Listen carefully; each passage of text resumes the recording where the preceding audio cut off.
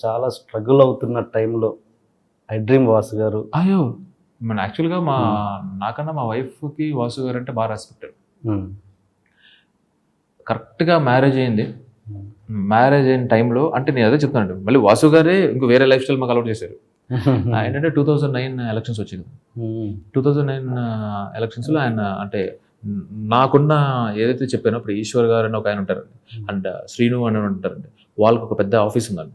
ఆ ఆఫీస్‌లో వాళ్ళకి టీడీపీ యాడ్స్, కాంగ్రెస్ యాడ్స్ అవి వచ్చేవండి. అలా త్రూ ఒకళ్ళ ద్వారా నాకు వాసు గారు పరిచయం అయ్యారు. పీఆర్‌పీ యాడ్స్ చేయమన్నారు. ఓకే.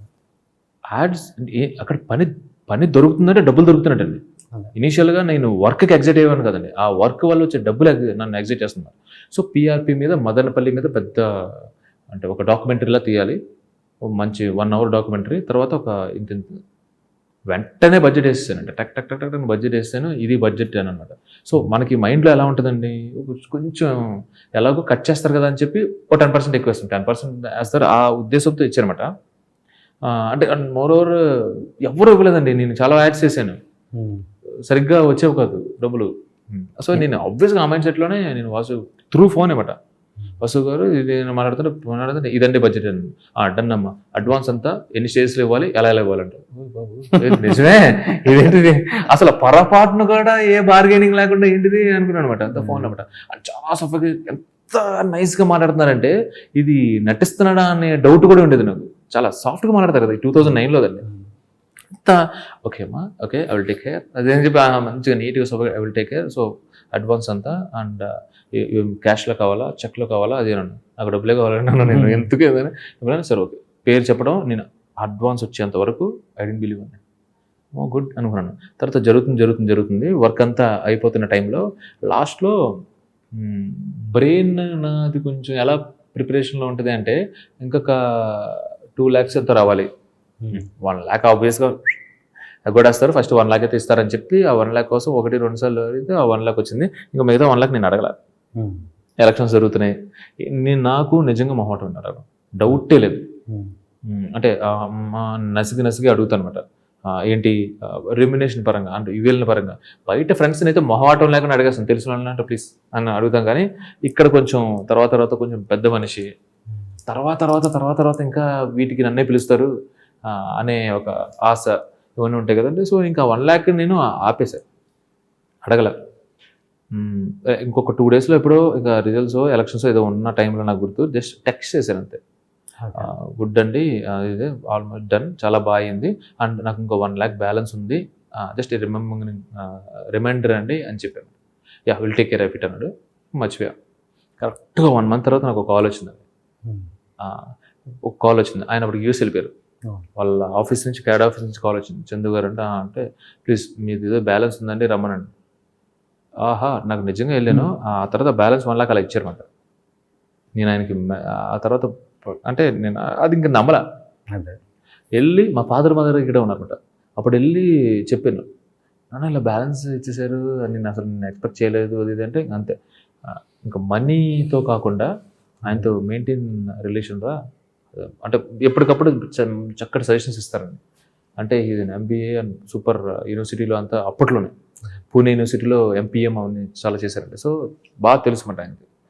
చెప్పారు. సో, అప్పటి నుంచి ఇంకా మెయింటైన్ ఉండదు. మా ఇంట్లో ఏంటంటే ఆయన ఇచ్చిన డబ్బులున్నాయి కదండీ! అది ఆల్మోస్ట్ అంటే అప్పట్లో ఎంతండి 25,000 ఉంటే చాలా హ్యాపీగా నడిచేదన్నమాట.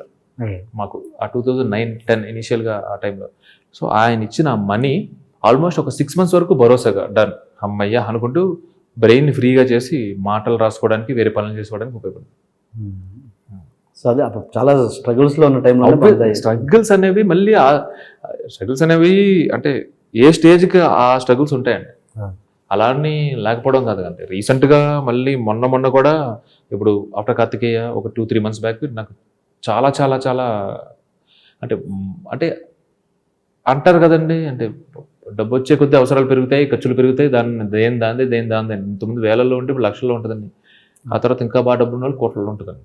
సో, ఆబ్వియస్‌గా ఆ స్ట్రగుల్స్ అయితే ఎప్పుడూ ఉంటాయి.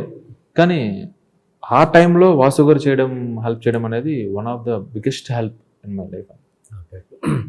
ఏంటి ఆయనతో రిలేషన్ స్ట్రాంగ్ అవ్వడానికి రీజన్ ఇదేనా? ఇంకా ఏదైనా ఉందా? ఆయనతో రిలేషన్ స్ట్రాంగ్ అవ్వడం అంటే ఆయన చాలా మంచోరండి. So is very good human being, అందులో డౌట్ లేదండి. నేను అంత మంచిగా సర్టిఫికేట్ స్ట్రైట్ అవే అలా ఇవ్వాలంటే అది వాసు గారికి ఇస్తాను, సూపర్ హ్యూమన్ బీయింగ్ అని. హీరో నాగ చైతన్య గారిని, ఆయన సూపర్ హ్యూమన్ బీయింగ్, డౌటే లేదు. ఏంటంటే ఆ తర్వాత మా ప్రొడ్యూసర్ చిన్నబాబు గారు ఉన్నారు కదండి, అంటే ఆ హ్యూమన్ బీయింగ్ అనేది అంతేనండి. ఆయన ఆయన మంచి మనిషి. ఎందుకంటే అవతలలో మనం చెప్పేటప్పుడు కొన్ని సిచ్యువేషన్స్ కానీ దానికి కానీ ఆ రియాక్షన్స్ అర్థమైపోతాయండి మనకి. ఒకరిని ఇబ్బంది పెట్టకూడదు, ఒకరిని బాధ పెట్టకూడదు ఆయన. నేను కొంచెం ఎక్కువ మైథాలజికల్ అంటే ఇన్ సెన్స్ నేను రామాయణం మహాభారతం ఎక్కువ చదువుతాను. నేను సి రాజగోపాల్ సార్ ఇంగ్లీష్లో చదివాను, అండ్ మై ఎక్స్పీరియన్స్ గాంధీ గారు చదివాను. అండ్ ఒక్కొక్క క్యారెక్టర్ గురించి ఉంటుంది చూడండి, సీతాదేవితో ఒక క్యారెక్టర్, రావణాసుడు, రామాయణం మహాభారతంలోది ఎక్కువ చదువుతానండి. సో నాకు ఆ ఇన్ఫ్లుయెన్స్ ఎక్కువ ఉంటుందండి. నాకు ఆ మాటలు కూడా ఎక్కువ వస్తాయి. అంటే కొంతమంది నువ్వు ఏజ్కి నీ లైఫ్ స్టైల్కి సరిపడే మాటలు కాదు ఇవి అంటారు. బట్ నాకు ఏజ్ లైఫ్ స్టైల్ సంబంధం లేదండి. నేను సో నేను అది చెప్తాను కదండి, అది తెలిసిపోతుంది. ఎవరైనా 10 నిమిషాల్లో నటించగలరు, 10 రోజులు నటించగలరు. మనం కలిసిన ప్రతిసారి వాళ్ళ రియాక్షన్ లెవెల్స్ ఒకేలా ఉంటే అదండి. సో వాసు గారికి నేను అదే అంటానండి. మా హీరో కూడా, మా చైతన్య ఆయన కూడా అసలు ఆ బ్యాక్గ్రౌండ్ ఇలాంటి బ్యాక్గ్రౌండ్ అని అటు ఇటు చూసుకున్నా కానీ అసలు టెరిఫిక్ బ్యాక్గ్రౌండ్, కానీ అంత డౌన్ టు ఎర్త్ ఉండడం ఛాన్స్లెస్ అండి. నాకు ప్రతి ఒక్కరు ఇచ్చే అడ్వైస్, సక్సెస్ వచ్చింది కదా అది నెత్తికెక్కించుకోక ఇమీడియట్గా ఇస్తారు. నాకు బాగా క్లోజ్ ఉన్నాడు, సక్సెస్ వచ్చింది అది నెత్తికెక్కించుకోకు, డోంట్ క్యారీ, అయిపోకు అదంతా అని అంటారు. ఎందుకంటే ఒక స్టేచర్ వచ్చింది జాగ్రత్త అయ్యో చెప్తారండి నాలుగు. అది అసలు ఆ బ్యాక్గ్రౌండ్ ఏంటి, ఆ తర్వాత అదేంటి, అతను మాట్లాడే మాటలు ఏంటి, ఎంత డౌన్ టు ఎర్త్, రిసీవ్ చేసుకునే విధానం ఏంటి, ఎంత అంటే ఇప్పుడు కొన్నిసార్లు వాట్ హ్యాపెన్స్ ఇస్ అదేంటి సెట్స్లో కానీ ఇదిలో కానీ బస్సులో వస్తారండి. ఎవరికి ఒప్పుకుంటుందండి ఇలా చేయి పట్టుకుని తాతగారు బాబు అది అంటే 5 నిమిషాలు నించుంటారండి. ఆ టైంలో మనకున్న చికాకులకి దానికి ఎవరైనా గట్టిగా ఒక సెల్ఫీ అడిగితేనే ప్లీజ్ అని నిజంగా విసుగుంటుంది తప్పు. ఆయన 5 నిమిషాలు ఓపిక్గా విని ఓకే చుట్టుపక్కల ఎవరిని వచ్చినా పర్లేదు చెప్పు అని చెప్పి అని అంటారు.